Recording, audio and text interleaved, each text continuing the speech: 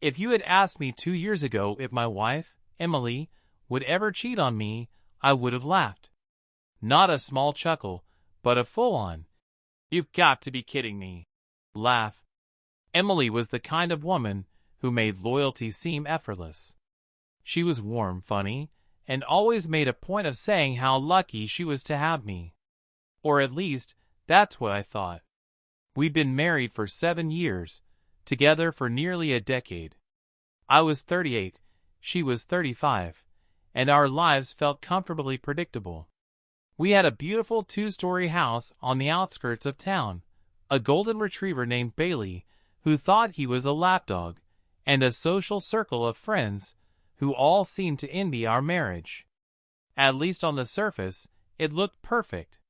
But looking back, I can see how little cracks had begun to show long before I noticed them. Emily worked in marketing, a job that always kept her busy with deadlines and endless emails. I worked as a contractor, mostly managing renovation projects. While I loved the flexibility, it also meant I often worked odd hours. For a long time, we made it work: late dinners together, lazy Sunday mornings, spontaneous trips. But after a while, the rhythm changed. Emily started staying late at the office more often. I started taking more jobs just to keep myself occupied. We were still together, but I think we stopped really seeing each other. It started innocently, as these things often do. I wanted to surprise Emily for her birthday. She'd been talking for months about how she wanted to host a big party, something elegant but intimate. I was clueless when it came to planning events, so I asked my coworker Nina for recommendations. She gave me the name of a local event planner she said was magic with the smallest details. A guy named Ryan. Ryan showed up at my office one afternoon to go over ideas. I remember thinking he didn't look like what I expected a party planner to be. He wasn't flamboyant or overly polished. He was casually charming, brown hair that fell just a little too long, a tailored jacket over a simple white shirt, and a smile that made you feel like you were the only person in the room. He spoke with this calm confidence, like he'd done this 1,000 times. "Emily deserves something special," he said, flipping through his portfolio. "I'm thinking an outdoor evening party, string lights, a live jazz trio, elegant but relaxed. What do you think?" I trusted him immediately. He seemed to understand Emily better than I did in that moment. He even asked about her favorite colors, her taste in flowers, the kind of music she liked. When I admitted I didn't know some of those details, things I should have known, he smiled in this way that wasn't judgmental but made me feel like I'd missed something important. Over the next few weeks, Ryan came by the house a few times to check out the space and talk logistics. Emily didn't know about the party yet. It was meant to be a surprise, so I had to make up excuses for why he was around. Eventually, I just told her he was helping me with a small project, and she didn't ask many questions. The first time they met was unplanned. She came home early one day while Ryan and I were in the living room going over plans. I still remember the look in her eyes when she saw him. It wasn't anything obvious, but there was a spark. You know when someone's interest is instantly piqued, even if they don't say it out loud? Yeah, it was like that. Ryan stood, smiling politely. "You must be Emily. I'm Ryan, a friend of your husband's. We were just going over some ideas for the house." She smiled back, her voice lighter than usual. "Nice to meet you, Ryan. I didn't realize we had a designer on board." Designer. Not planner. Not friend. Just someone new and intriguing. I brushed it off, thinking I was reading too much into it. But I saw the way her posture shifted when she spoke to him. Subtle. Soft. Different. Fast forward to Emily's birthday. The party was perfect. Ryan had outdone himself. Fairy lights strung across the backyard. A jazz trio softly playing. A long rustic dining table with candles and delicate flowers. Emily was overwhelmed. She hugged me, tears in her eyes, and whispered, "You did all this for me?" I wanted to say yes, it was me. But in reality, it was Ryan. He had thought of every detail I didn't. And maybe that was the first time I felt inadequate in my own marriage. After the guests left, Emily stayed behind with Ryan to thank him. I went upstairs, exhausted, assuming they'd chat for a few minutes before he left. I didn't think anything of it until I came down for a glass of water almost an hour later, and saw them on the patio. She was laughing at something he said, her hand lightly brushing his arm. It was nothing explicit, but it lingered a little too long. I remember telling myself I was being paranoid. I wasn't. A few weeks after the party, Emily started mentioning Ryan casually in conversation. How he had such great taste, or how he really knew how to make people feel special. She started asking about hosting more gatherings, saying Ryan could help. I should have questioned it then. I should have noticed how her phone was suddenly face down more often. How she'd start wearing perfume even on nights she said she was just meeting friends. The turning point came one rainy Friday night. I'd finished work early and decided to surprise her with takeout from her favorite Thai place. I texted her, but she didn't respond. When I got home, the lights were off. She wasn't there. Bailey was the only one waiting for me. I tried calling, no answer. An hour later, she came home. Her hair was damp, her cheeks flushed. She looked startled when she saw me. "Oh, I thought you were working late," she said too quickly. "I finished early," I replied. "Where were you?" She hesitated for a fraction of a second too long before saying, "Out with Sarah. We just grabbed a drink." But here's the thing, Emily never lies well. And in that moment, her voice trembled just slightly. It was enough to plant the seed of suspicion. That night, while she was in the shower, her phone buzzed on the nightstand. A message preview popped up. "Ryan, I can still taste you. Can't wait for next time." My world shifted. I didn't pick up the phone. I didn't even move. I just stared at the screen until it went dark again. I didn't confront her that night. I couldn't. My heart was pounding so hard, I thought she'd hear it when she stepped out of the shower. I just lay there, pretending to be half asleep, while every possible scenario played on a loop in my mind. Did she meet him that night? Were they already deep into this affair, or was it just starting? Was the party just the first spark, or had something been simmering before that? She slid into bed next to me like nothing had happened, kissed my shoulder softly, and whispered, "Good night, love." It almost made me sick. The next morning, I acted like everything was normal. I made coffee, fed Bailey, and asked her if she wanted me to pick up anything from the store. I watched her move around the kitchen, so casual, so familiar, and it was like I was seeing a stranger wearing my wife's skin. I told myself I needed proof. That text was damning, sure, but part of me wanted it to be a misunderstanding. Maybe he meant something else. Maybe I misread it. I needed to be sure before I burned our life to the ground. So I started watching her. It's strange, becoming a quiet observer in your own marriage. I noticed everything now. The way she lingered in front of the mirror before meeting friends. How she smiled when a message popped up on her phone. How she started sleeping on the edge of the bed instead of curled into me like she used to. She began taking more work calls in the evening, slipping into the guest room with her laptop and shutting the door. When I'd knock, she'd smile and say she just needed quiet. But sometimes I'd hear her voice, soft and low, not like how she talked to clients. 2 weeks passed like this. I kept telling myself maybe I was wrong, maybe I was being paranoid. But every little thing chipped away at me. Then came the Saturday afternoon that changed everything. She said she was going out for a quick lunch with Sarah, her go-to excuse. I waited 15 minutes, then grabbed my keys. I don't know what compelled me. Maybe it was the way she kissed me goodbye, rushed and distracted. Maybe it was that gut feeling you can't ignore no matter how much you try.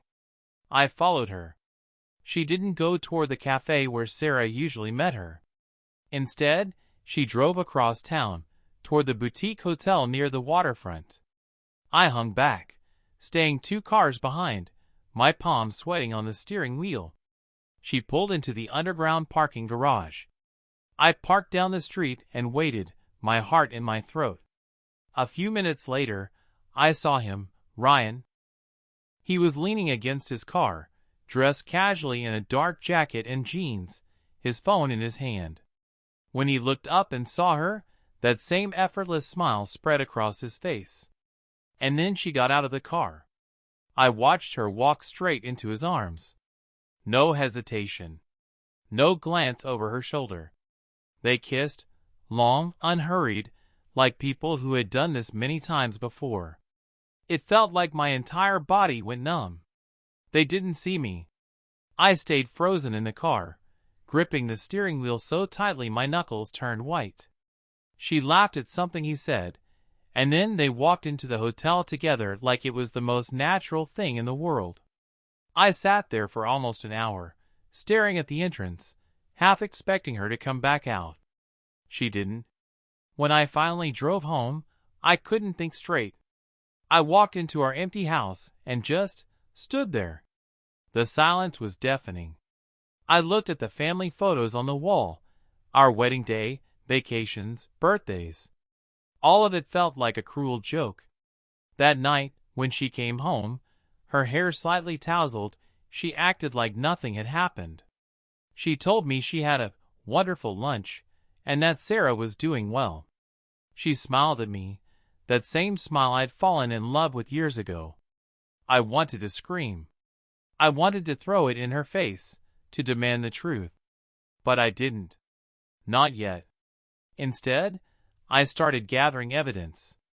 Over the next few weeks, I became someone I didn't recognize. I installed a simple tracking app on her phone while she was asleep. I checked her messages when she left it unattended. I even went as far as buying a tiny voice recorder and slipping it into her purse. And what I found confirmed everything I feared. There were messages from Ryan, explicit and undeniable. He called her M in a way that felt too intimate. She told him she dreamed about him the night before. He told her he couldn't stop thinking about her smell, her skin. There were photos too, nothing too graphic, but enough to make me feel like I'd been punched in the gut. The recorder caught snippets of phone calls. I listened late at night, while she slept beside me, to her laughing softly at his words, to her telling him things she hadn't said to me in months. Every piece of evidence was a knife. I was living with a woman I no longer knew. She kissed me goodbye in the mornings, cooked dinner like everything was fine, and all the while she was sneaking off to meet him. The final blow came one rainy Thursday. She left for yoga, but the tracker showed her going back to the same hotel. I drove there again, parked across the street, and saw them through the window of the lobby. She looked happy. Not the kind of polite happiness she gave me out of habit, but truly happy. Like she'd found something she'd been missing for years. That's when it hit me. She wasn't just having an affair. She was falling in love with him. And that broke me more than the betrayal itself.